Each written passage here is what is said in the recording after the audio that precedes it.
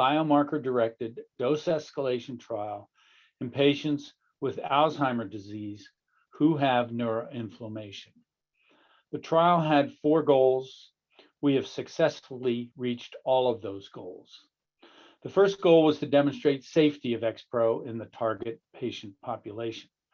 Patients with Alzheimer's disease are elderly with many comorbidities, including cardiovascular disease, diabetes, obesity, and other lifestyle diseases of the modern era. Safety is a key first hurdle. XPro is safe, and in this patient population, it is a good choice for the patient group.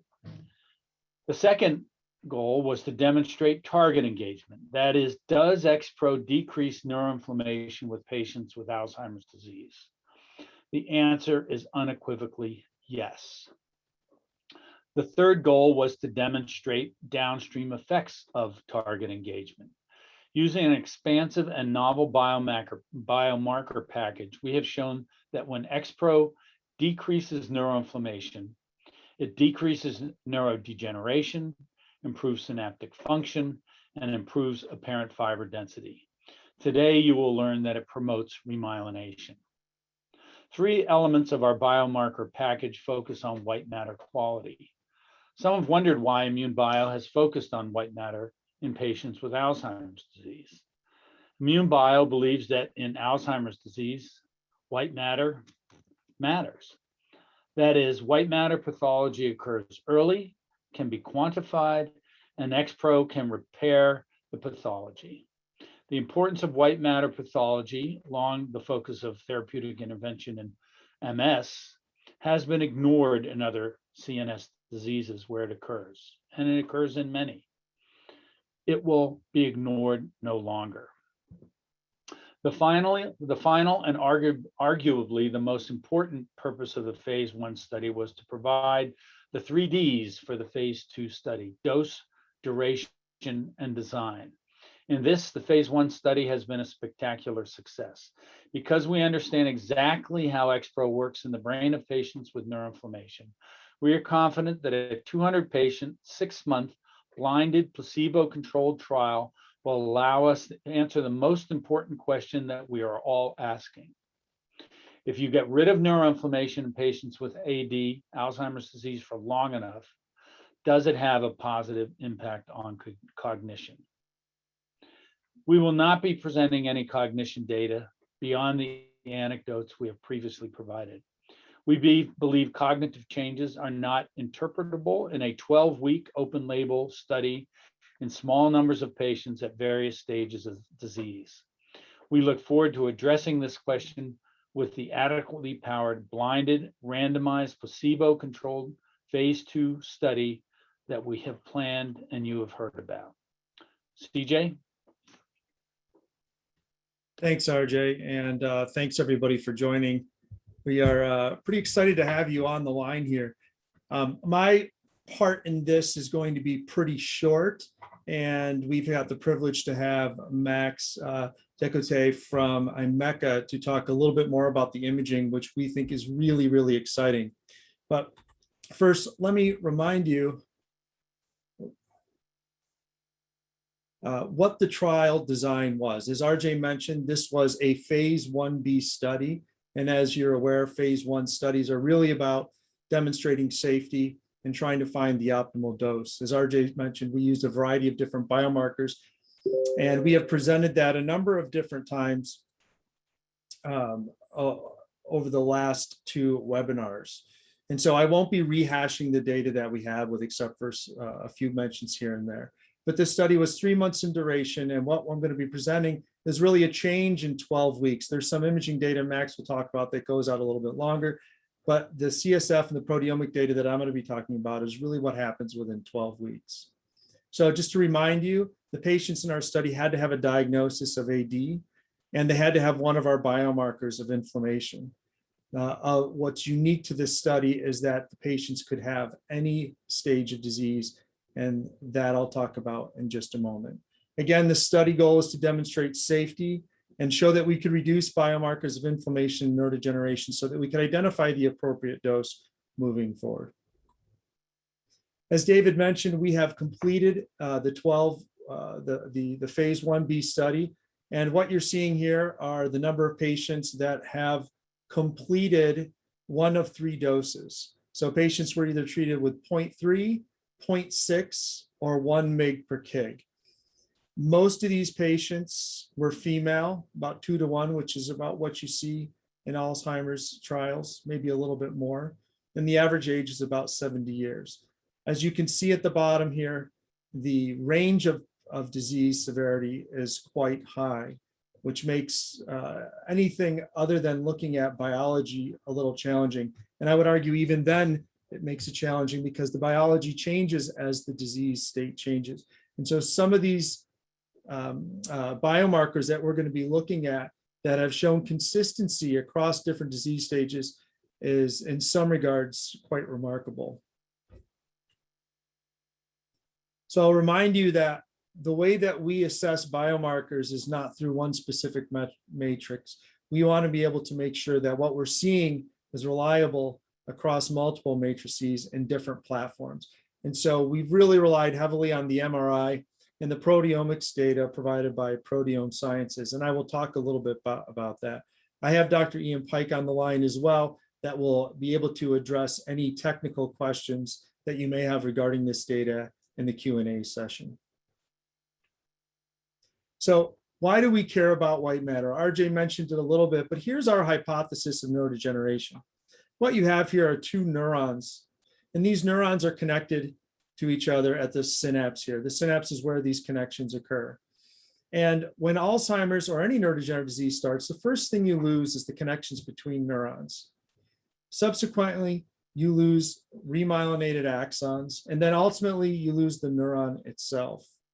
And of course, our position is that neuroinflammation is what drives the loss of synapse and the white matter. The reason we care most about this is where we feel you can repair and rebuild.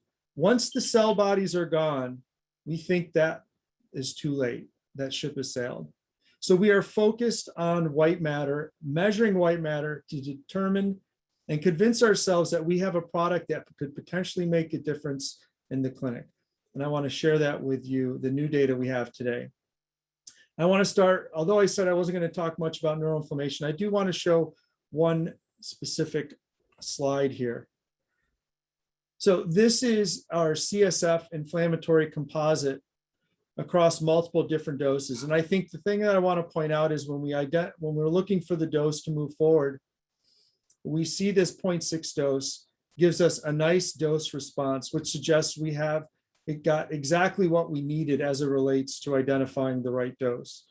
This CSF inflammatory composite is representative of these cytokines and the target O-link cytokine panel. This is cerebrospinal fluid. And these 37 analytes are the ones that were within the limit of detection of the assay. So what you're seeing is a composite of all patients at different doses for each of these analytes. Next, I want to talk a little bit about the synapse. So we just received proteomics data not so long ago, and there's a massive amount of data. For those of you that have looked at proteomics reports, there's just so much to go through. So what we want to do is give the high level top line results that we think are really important as it relates to our white matter story. And just know that at the final report, we will have more extensive data that mines this even further. So why do we care about the synapse and what do we see? Turns out that the synapse is extremely complicated. Here you can see on this right-hand side what we're calling this presynaptic neuron. So information passes from this presynaptic neuron to the postsynaptic neuron. And as you can imagine, it's extremely complex. There's a lot of things going on, including neurochemistry, energy regulation, release and recapture of some of these transmitter systems. And you can imagine that having an effect the synapse would require changes in multiple different levels. And what we're seeing here in the proteomics data is that XPro improves biological processes involved in the majority of synaptic formation and function. And these are just sort of the most obvious changes around. And so as we think about how our drug might be working, we want to make sure that we are looking broadly across the pre and post synaptic neuron and all the different functional changes that we see. So this is just added evidence that the therapy is doing what we expect it to do, at least as it relates to what we've learned in the animal models. So the final thing I want to talk about before I pass it over to Max is white matter. And this is the data that many of you have seen when we release the data, where we're looking at changes in phospho tau. So what we're looking here is changes, log ratio changes from baseline to week 12 in phospho tau 217 and 181. Then you can see 217 is superior to 181 as it relates to treatment response. And so why do we care about that? So what I think is not as appreciated as it should be is that tau is a measure of white matter pathology. And what you can see here in these little marks, the tau stabilizes these microtubule proteins and keeps the axon in formation. And once it becomes phosphorylated, these microtubules become destabilized and begin to disintegrate. Phosphorylation also increases neurofibrillary tangles, which are the pathological hallmark of Alzheimer's disease. As it relates to phosphorylated tau, there are many different species, but I think the most recent evidence suggests that the phosphorylated tau at 217 and 181 to changes over time. And I think our data support that. So let me just show you one final slide as to how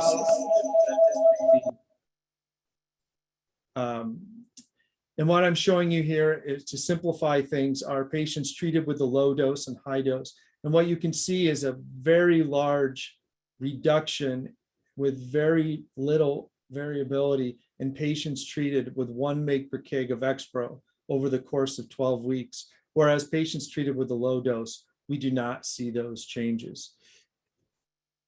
And so these collectively suggest, at least as it relates to the proteomics, that what we expect to see with white matter, we are seeing.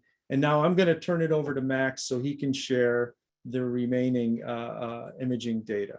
Max? Thanks, CJ. And thanks for this great opportunity to present results and also the technology that leads to this quantitative measurements of white matter. And so the goal for the next 15 minutes is really to educate about white matter, how we can quantitatively image it non-invasively, and show you the latest results from the phase 1b trial of INmune Bio. And so why, in the first place, study white matter in Alzheimer's disease? Well, it's been very well known here. If you see a healthy control brain on the left with gray matter and white matter, it's very well known that with aging and with Alzheimer's disease, you lose gray matter, so gray matter atrophy, especially so in the hippocampus area. This is the memory center of the brain. But what's less known is that also white matter, what you see here in dark black, is also atrophied with Alzheimer's disease. And as you zoom into the microstructure of white matter, well, lots of evidence have been published in years of research about losing axons, demyelination, and a lot of microstructural abnormalities with Alzheimer's disease. And so the holy grail here is try to have non-invasive markers of white matter that are sensitive to these phenomenons. And I really like these little drawings here, and you try to keep those in mind for the whole course of the talk. Here, axons are in green. These are the little tubular connections that connect different neurons. They're surrounded by myelin in purple. This is the myelin sheet that allows electrical conductance between neurons. And they all have their own microstructural environment of microglia cells, oligodendrocytes, and astrocytes. And as you get neuroinflammation, it's thought that the extracellular space is increased. There's just more water around axons, microglia is activated, which eventually leads to loss of axons and loss of myelin. So everything in what you're going to see later is whatever is related to axons is going to be green, whatever is related to myelin will be purple, and whatever is related to extracellular water will be blue. And so if we play biopsy here, so if we slice through these axons, so we take a cut through them and we put the tissue under the microscope, this is typically what you see if you stain for myelin.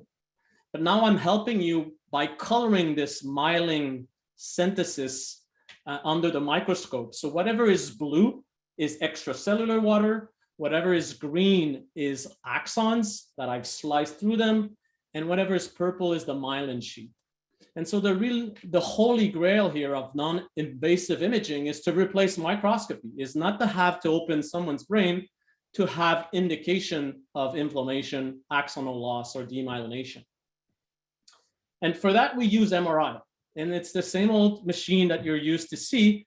It's just that we use a specific sequence and technology called diffusion weighted MRI, which is sensitive to how water molecule navigates around axons, inside axons, so that if there are abnormalities, demyelination, or events, the way the water molecule drives around this medium will be affected and will be translated into quantitative markers in our images. So it's a little bit like us driving down the roads and being confronted with street blocks and roadblocks or flooding from incidents. And so diffusion of water molecule is sensitive to these phenomenons, to water inside, outside axons. And so this is how we can create 3 markers. The first marker is our marker of inflammation. It basically quantifies the amount of blue here on these slides. How much water is there present in every brain location? So in 2D, this is called a pixel. In 3D, it's a voxel. So how much water occupies the voxel? So that if you're confronted with an abnormal Alzheimer's tissue, and this is a real tissue here from a mouse model, just to give you an indication, this clearly shows that there's an increase in extracellular water. So this blue compartment here, we can quantitatively extract it from the diffusion MRI and turn this into a map or a metric at every brain location. So this is our first marker. It's our marker of extracellular water, which is a proxy to neuroinflammation. Our second marker is apparent fiber density. Here we switch the focus to the axons. Apparent fiber density is proportional to the amount of axons in the voxel. So the more green axons here, the tighter they are, the higher the apparent fiber density. So again, if you take an Alzheimer's disease tissue, you can clearly see that here axons are distorted. Some of them are swelling. A lot of them have been lost. And so overall in this pixel or in 3D and voxel, we lose apparent fiber density with axonal degeneration. So that's our second marker. Our third marker is related to myelin.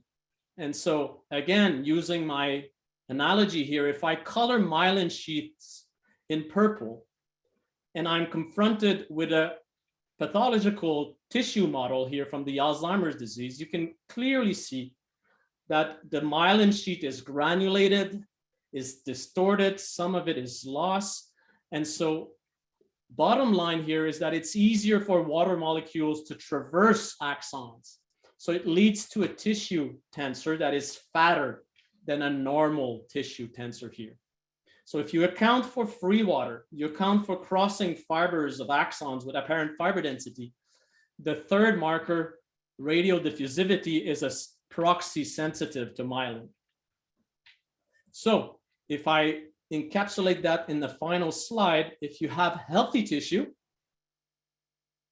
under the microscope and pathological tissue under the microscope, what you expect to find from MRI is an increase in extracellular water, an increase in myelins, a reduction in myelins, or an increase in radial diffusivity, and a decrease in apparent fiber density.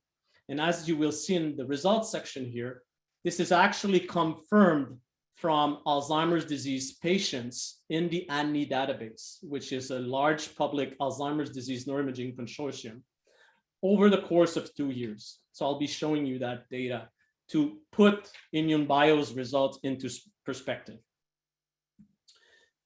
The last feature about white matter that's crucial is that we have 100,000 miles of such axons packed into our head. And these axons organize themselves into bundles, into connections that serve a specific brain function. So I've highlighted a few of them here in blue, red, yellow, where here is the language tracks, the motor tracks, the memory tracks, the language tracks. So you can actually group axons together at the macrostructure level and wonder what is their microstructure going on. And so in the end, we can ask the where. So where is the Alzheimer's pathology installing itself? And in what I'm going to show you today, we focus on the Alzheimer's disease bundle. So it's a composite family of white matter connections that have been taken out of 20+ years of publication, where it's been shown that mild cognitive impairment and Alzheimer's disease affect these brain locations.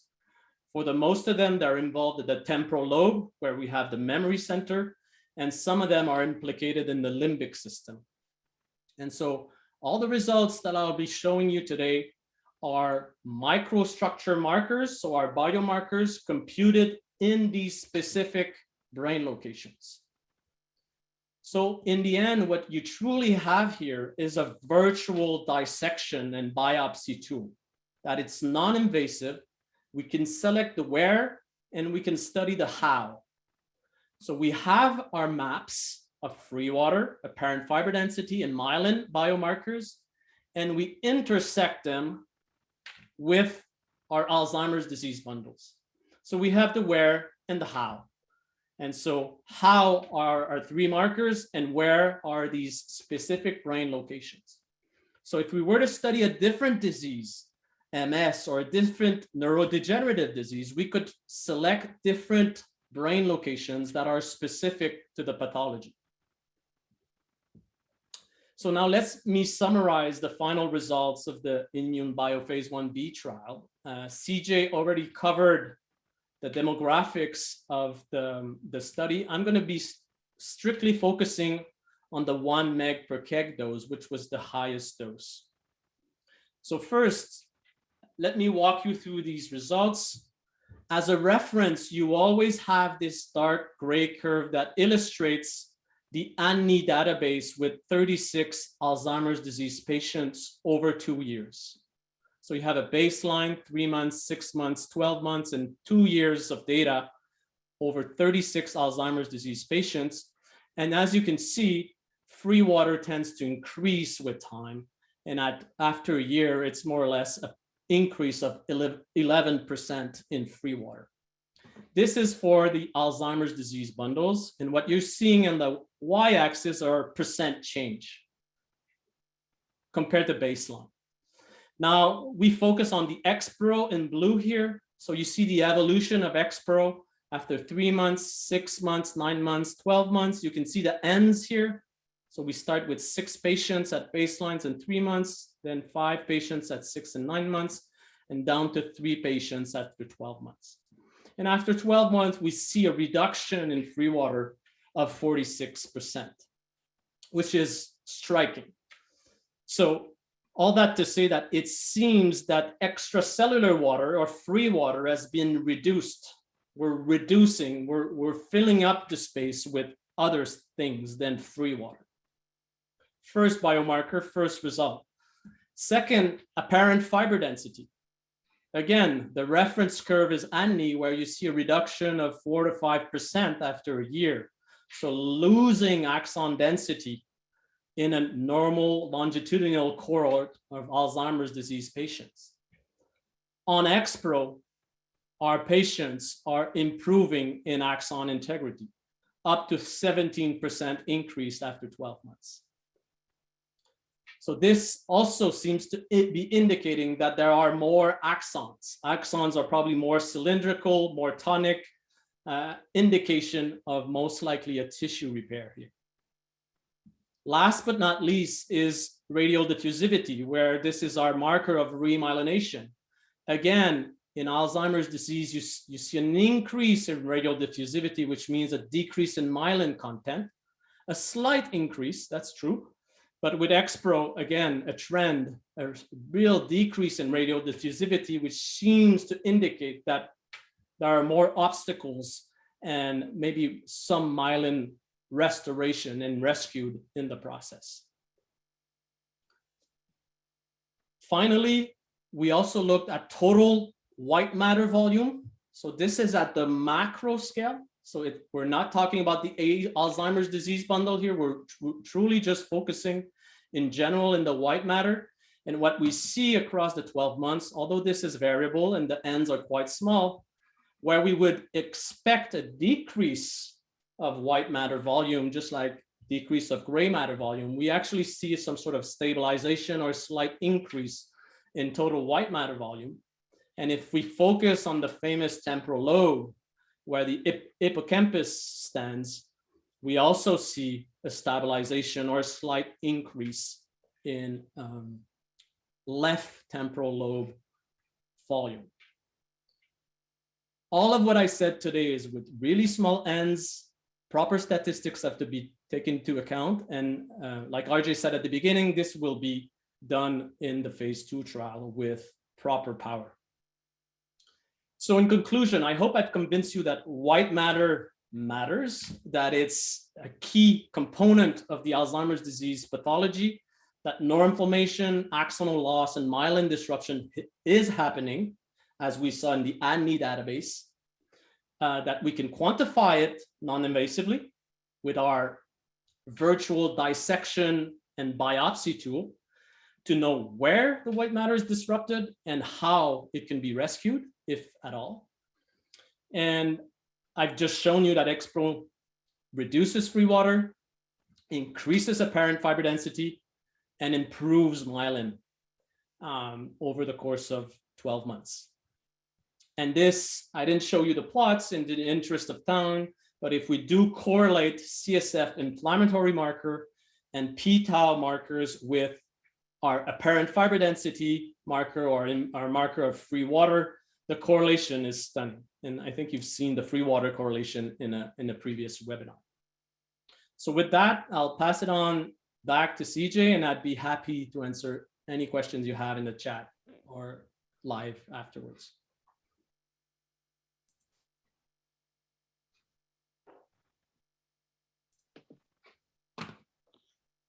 RJ, I'll pass it to you. Yeah, thank you, Matt. Thank you, Max. Thank you very much. I think there's a couple important things that I want to reinforce about Max's talk. You're probably a little surprised we gave him so much time, but what we have found, what David and CJ and I have found as we've talked to investors, no matter how sophisticated a neuroscientist they are, all these concepts that we're bringing as far as these MRI analytics and our focus on white matter have been new to them. And as you know, when something's new, it can be confusing, particularly because in the CNS, there's a lot of complicated science. Max has a remarkable ability to really communicate what he's been spending, decades developing with his technology, looking at white matter, his virtual biopsy. So one of the things we really wanted to bring to you was that what he was looking at, because if you don't understand that, then you can't really understand those 3 remarkable slides he showed you at the very end, where over 12 months, and mind you, this is 12-month follow-up on some of these patients who have had 1 milligram per kilogram dosing every week for those 12 months. They showed continued progressive, shall we say, improvements in their white matter free water, i.e. their neuroinflammation, in their apparent fiber density, by looking at their axonal quality, and today the remyelination. And I'll remind you that remyelination is not often talked about with Alzheimer's disease, but Max made the point early on that it is a very important part of the disease process. So with the virtual biopsy that we can do in a very short period of time, it takes about 5 or 8 minutes of extra scan time. We then turn that data over to IMiCA. We get this treasure trove of information that really shows that XPro therapy, as I said early on, when you stop neuroinflammation, a lot of good things happen. And the phase 2 trial will help us determine that when all those good things happen in the white matter, if you actually make a difference in cognition. So I'll stop with my comments, and David, I'll let you poll for questions there.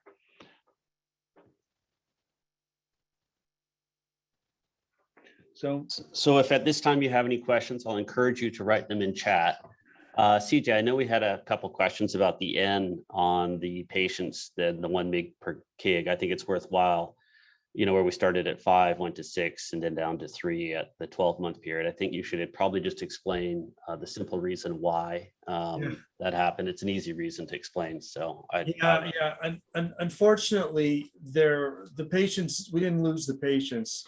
The data, the MRI collection, and Max can probably speak to this, was a little too messy. It turns out that one of the sites did a software update and didn't do the appropriate controls, so we lost the quality of that data.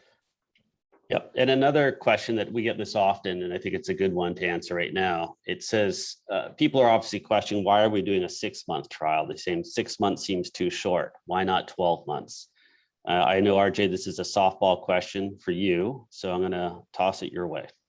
Yeah, thanks. So really, I want to emphasize that we are doing a trial that's long enough for us to show what we think will allow us to show an improvement in cognition. And we learned that from the phase 1 trial. When you look at the changes that occur, they are dramatic in the first 6 months. They begin to slow down between 6 and 9, and then 9 and 12 months. The bottom line is we think that 6 months will be long enough. And we believe that because we are able to enrich for patients with neuroinflammation, to answer another question about those biomarkers, about 50% of the patients that were screened for the phase 1 actually could be accepted in the trial. So put another way, that meant there was a 50% screen failure rate. But in focusing on those patients that have the biomarkers that we're looking for, everyone had neuroinflammation. We showed that. We haven't showed the exact figure, but we know that from the white matter free water scans that the team at IMiCA did. And so patients with neuroinflammation, they progress more rapidly. So it allows us to, with low variability and a high degree of confidence, understand that we're going to get the kind of answers we need in 6 months. I'll remind you, a 6-month trial, although it still takes 12, probably 18 months to enroll at best in this competitive environment, you can imagine if you're doing an 18-month trial, like if you're an anti-tau or an anti-amyloid drug, it takes 3 years to enroll that kind of trial. I mean, being able to have a 6-month endpoint will really we'll see what happens when we start the trial, should allow us to enroll with some efficiency. So great, thanks, RJ. And Max, I got a number of questions here from Mayank. Thank you, Mayank. And Max, this is one right up your alley. I'm going to start with this last question first. How might you be looking to validate the imaging virtual biopsies that biomarkers that you use? Often we get the question is, are these validated, et cetera, et cetera. And he kind of wants to know, what's the regulator's perspective on this? Yeah, there are numerous ways to validate this technology. And this has been done over the past years, to be honest, with small animal models, simulations. What I love about what we've done here with CJ and INmune and the team is get markers from totally different technologies. So CSF markers, invasive markers, proteomics, and they're not validation per se, but they're very strong evaluation in the right directions. And so I think regulators right now are looking for more and more quantitative imaging markers. We have special grants now really focused on finding primary endpoints that are based on quantitative and not subjective markers, and imaging is a potential such quantitative marker. And I think having a very strong reference, such as leveraging the ANNI database, is really strong arguments for regulators that we're going in the right direction. Great. Thank you, Max. And kind of as a follow-up, kind of on a high level, could you comment really on how you might be seeing different white matter biomarkers change with disease severity? Yeah, that's a great question. And it really also depends on the disease. So I can tell you that, for instance, when we look at an MCI group, mild cognitive impairment group, not the same brain locations are involved. So some brain location deteriorate first. So for instance, if you really focus on the fornix and the connections of the hippocampus or the posterior cingulum, which are part of the parahippocampus, these seem to be really the first location degenerating with the appearance of the pathology. And there's this retrogenesis approach that suggests that the latest myelinated axons are the first to go. And it turns out that the temporal lobe and connections of the temporal lobe are the latest myelinated axons. And they seem to be the most severely affected right off the bat with MCI groups. And then this disease seems to spread towards the frontal lobe and the parietal lobe. So having a way to dissect the brain and quantify it is really the way to go to study the where and the how. And everything I just said is different for other pathologies like Parkinson's disease or MS or a traumatic brain injury. So we're going to have to adjust our tool depending on the disease. Yeah, and just a quick follow-up at Max, if you don't mind, before I ask a question to RJ, post one to RJ, is that someone asked about the ADNI data that you use, as a comparator to mild to moderate AD, or how did you contrast the ADNI to the level of the phase 1b trial XPro patients? So because of the low end in the phase 1b trial, we haven't tried to match anything. We basically took every Alzheimer's disease patients we could. So when you see these n equals 36, these are the only 36 patients that we have that have all time points and survive quality control, which when you think about it, it is rare because you have 2,000 plus images in ANNI, but to have the right patients across time for that period of time is pretty rare. So n equals 36 is quite high. But we have plots that we could share in the future, CJ, right? Maybe you want to comment on those, where we see how baseline values of inflammation are distributed across ANNI, and we have the INmune data on top of that. And it really confirms that the way INmune recruited patient really is clearly that the INmune phase 1b trial patients are a lot more inflamed than the baseline Alzheimer's disease patients in ANNI. Thanks, I hope Max. that answers the question. Yeah. RJ, you had something specific in mind, I think. Yeah, one of the questions on the in the chat room is about whether there is any how the FDA will handle a positive phase 2. because i.e. there's, we're using biomarkers, it's a modest sized trial, 200 patients. Remember, this is a 2-to-1 randomization. So 166 are getting a drug compared to the placebo group. I mean, I think it would be almost impossible for that to be a registration trial, not because of efficacy. We're optimistic that efficacy will be quite strong. But the FDA has another requirement, is that they want a safety database that is adequate for them to be able to really inform the patient and clinical community about the risks with the drug. And in Alzheimer's disease, 200 would be considered low. When you look at the biogen activity, it's quite high. Most people think you probably need about 600 to 800 patients as a minimum to actually get approval, even a conditional approval for a disease like Alzheimer's. I may be wrong. As you know, in oncology trials, there are patients who are programs and drugs that get approval with smaller n's, but I don't see us getting that here. So I would expect that we would have to do a phase 3, but that goes back to my comment about a 6-month trial versus an 18-month trial. I mean, I like an 18-month trial for a lot of reasons, and part of it is we can get through phase 2 and phase 3 faster than someone who's doing an 18-month trial phase 2. Yeah. So thank you, David. Yeah. No, that's great. That's great. We often answer that question as well. It's a good one. CJ, to you, you believe 6 months is sufficient to show your intended results. Do you have any data to the time required before you can judge an increase in cognition by these patients? Yeah, thanks, David. So good question.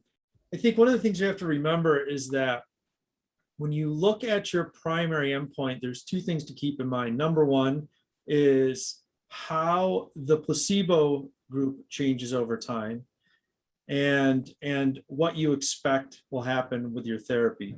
And so the reason we can do 6 months is really more than anything based on going into these large databases and looking at the rate of decline, the normal rate of decline in patients that have the biomarkers of inflammation.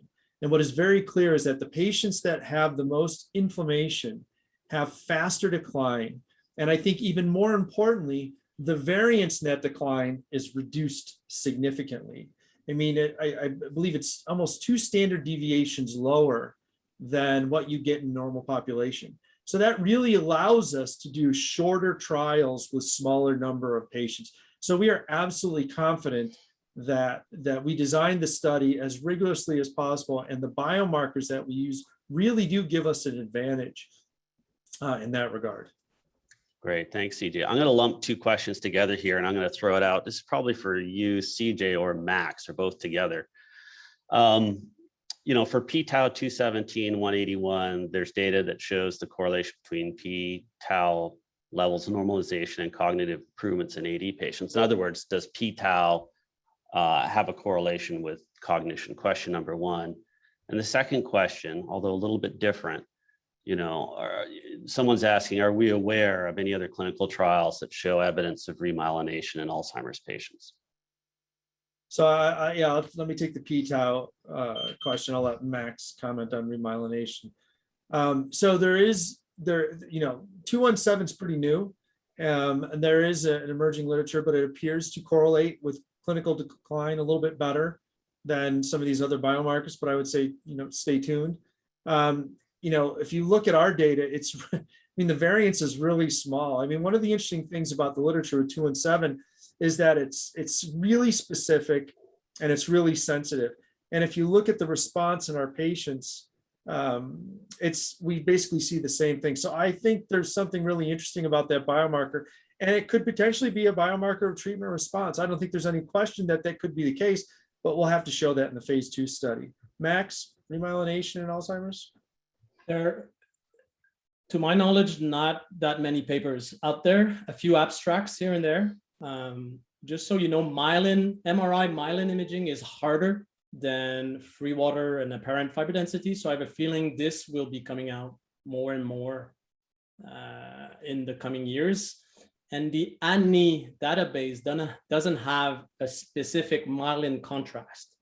So, so in a sense, we're a bit ahead of the curve here, and it should be coming, because clearly from animal models and a lot of histological work, this demyelination is happening. This granulation of the myelin sheath, this deterioration of axons and myelin has been clearly shown. So I think it's just a matter of time before advanced imaging confirms Let me put high impact papers. Yeah, let me put the myelin story in perspective. One of the ways I measure how important a topic is to an area is I go on to PubMed and I look at the number of publications. And if you look over the last 30 years, there have been like 40,000 publications on the Alzheimer's disease and amyloid. There's about 12 or 13,000 on Tau and Alzheimer's disease. And there's 1,300 on myelin and Alzheimer's disease. So it is clearly the little sister, the poor brother, so to speak. But I think it's partly because people just haven't looked that much. Part of it is because the way you preserve brains and things, if you're going to look at them under the microscope, having a living biopsy, which is really what Max's technology does with IMICA, you see a completely different picture. And I predict, I mentioned this in my lead-in, that white matter pathology, and Max mentioned it also, cuts across a lot of neurodegenerative diseases, neurologic diseases. And in fact, as we now have a tool to look for it, and I would argue we now have a drug that can potentially treat remyelination, I think those are the kind of things that will force the biopharma community to begin to pay attention. And I think it's going to make a difference at the bedside. So. All right. I think, with that, we've had a couple questions related to the phase 2 timing and the number of patients designed. I think we've talked about the 6 month, we talked about the 200 patients. I think we can, RJ, what might be helpful is just to briefly talk about what we expect for the timing. And I think with that, we'll probably end the webinar unless there's anything else that you guys would like to say. Yeah, I want to remind you that it is a very competitive clinical development environment out there. There's a lot of competition for patients.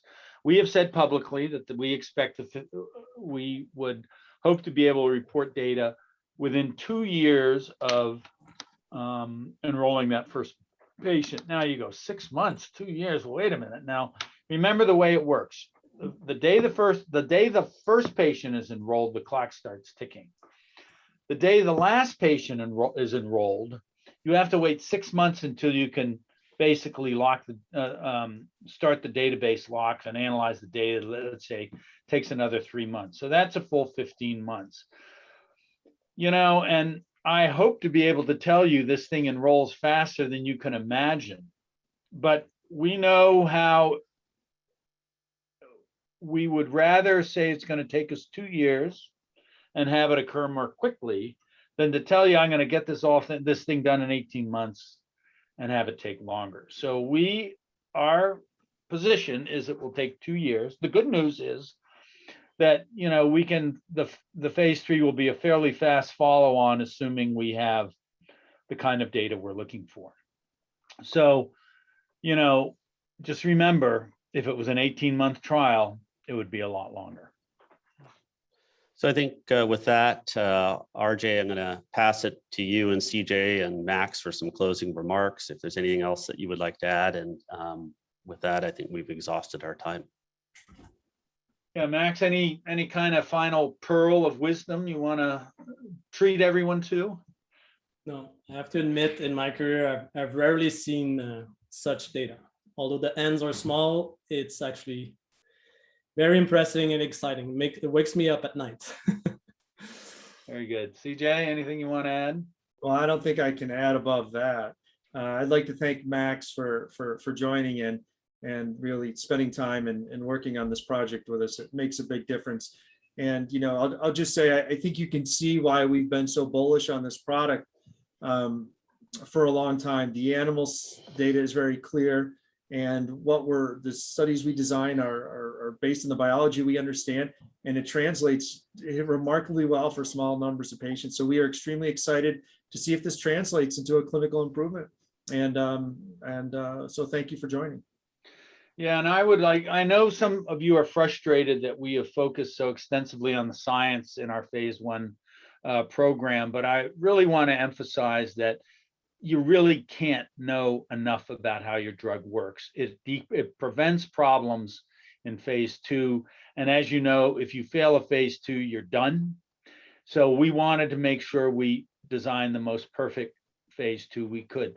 The other thing is everything we have learned can be applied to diseases of the brain where neuroinflammation plays a role. And that is a very wide net.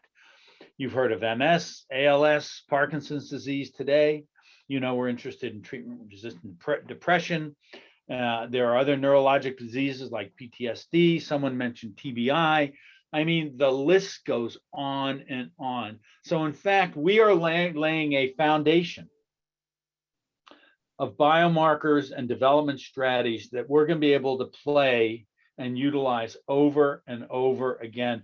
The only thing that's going to change is the disease. The biomarkers will be the same, but the diseases will be different. So with that, we very much appreciate your involvement today. You know how to get a hold of us, and we look forward to talking to you. And Ian Pike and Max Descato, thank you very much for being members of the panels. Thanks. Cheers. Yeah, it's a pleasure. Thanks. Thank you, everybody.